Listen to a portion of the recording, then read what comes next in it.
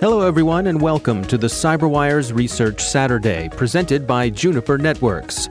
I'm Dave Bittner, and this is our weekly conversation with researchers and analysts, tracking down threats and vulnerabilities and solving some of the hard problems of protecting ourselves in a rapidly evolving cyberspace. Thanks for joining us.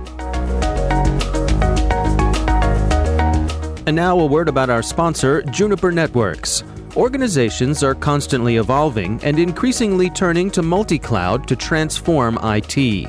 Juniper's connected security gives organizations the ability to safeguard users, applications, and infrastructure by extending security to all points of connection across the network. Helping defend you against advanced threats, Juniper's connected security is also open, so you can build on the security solutions and infrastructure you already have. Secure your entire business from your endpoints to your edge and every cloud in between with Juniper's connected security. Connect with Juniper on Twitter or Facebook. And we thank Juniper for making it possible to bring you Research Saturday. And thanks also to our sponsor, Enveil, whose revolutionary zero-reveal solution closes the last gap in data security, protecting data in use.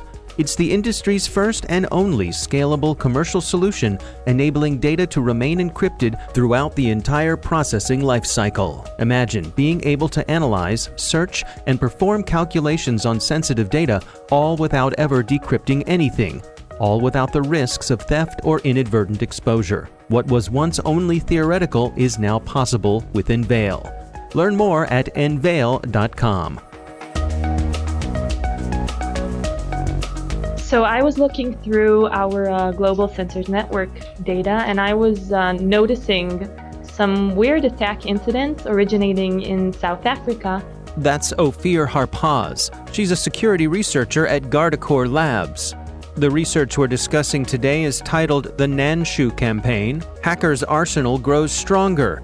Joining us in a few moments will be Daniel Goldberg, who collaborated with Ophir on the research. And I just decided to take a deeper look into these attacks, which shared the same attack flow involving MS-SQL scripts and some more of that. And I saw outgoing connection to the attack server.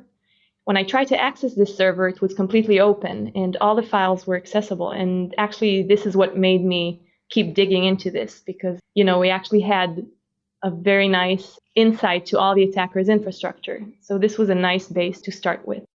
And now at the point when you discovered this, did you have any sense for how widespread their campaign was?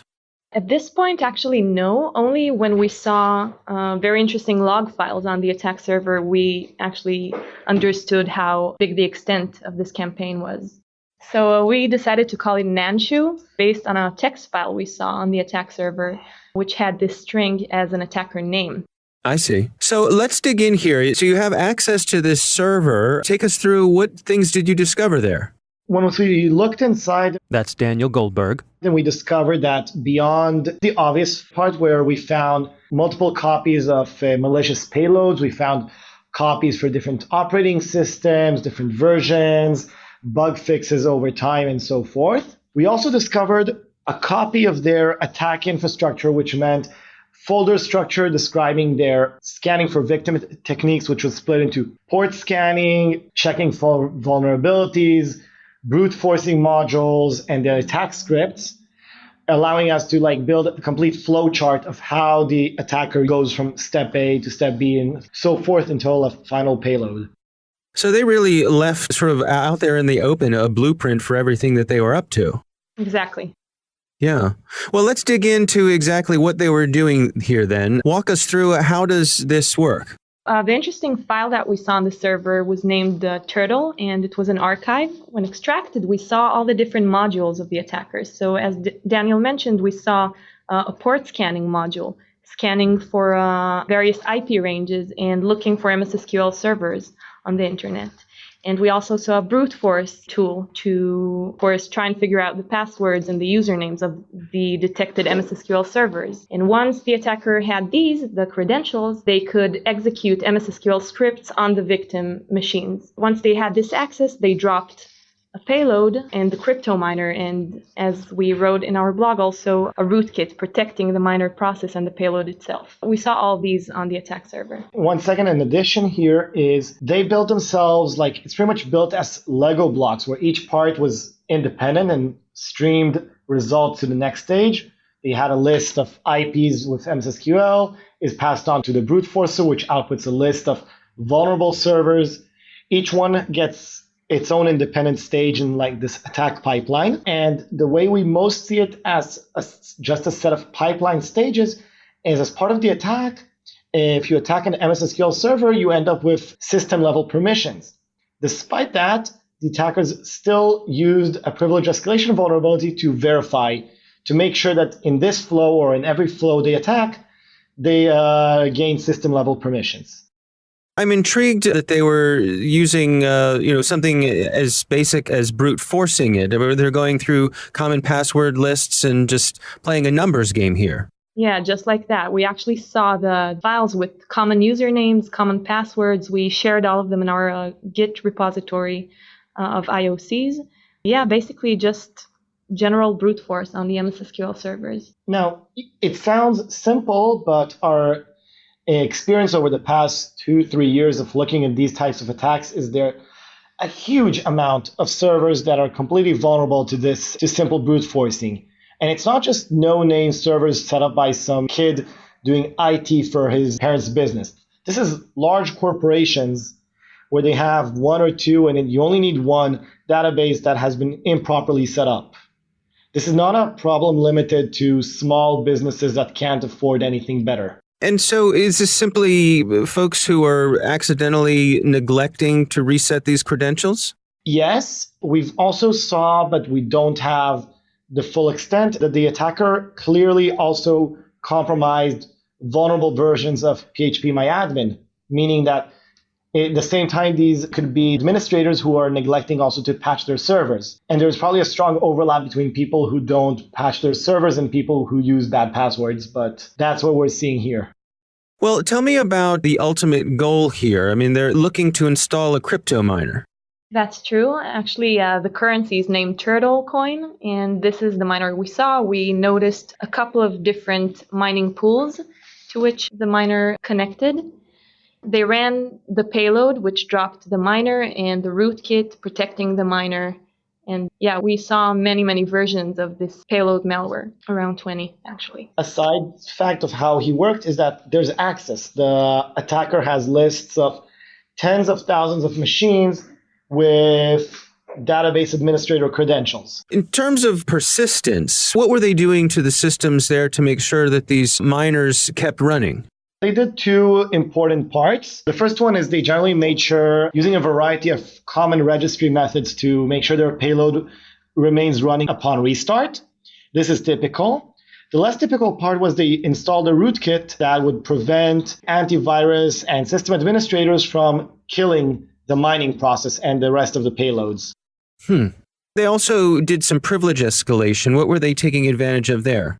They were taking advantage of a patched vulnerability from 2014 in the Win32k driver. This vulnerability allows you to execute a coded root kernel mode code.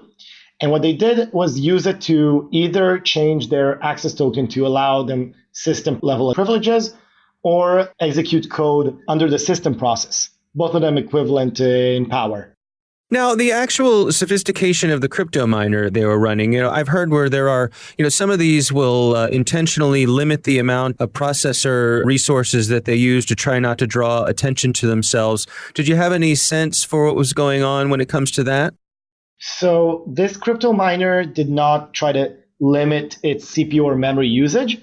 However, it worked very hard to hide its tracks. This was one of the first times we've seen crypto miners that are running deliberately obfuscated code, and their network traffic is tunneled through legitimate Windows applications. So at the firewall level, like the host Windows firewall or the EDR level, then there's nothing suspicious going on. All you have is a PowerShell communicating with the internet or some other, like they split around different legitimate Windows binaries that have legitimate purpose communicating with the network. Now, in terms of the overall sophistication of these folks, what is your sense there?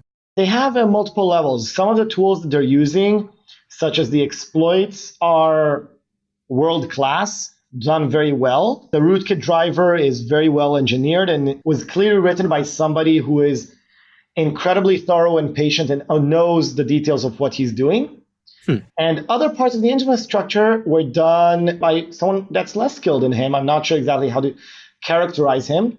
He made basic typos, like for some part of his attack, he used the wrong IP address for his server. He also had, obviously, operational security mistakes, like leaving the attack server open for us to go through. So I would say that this is a mixed team. Some of them have very strong technical capabilities, and some of them, like whoever set up the server, is not a high-end player, though he's still making good money, let's be honest.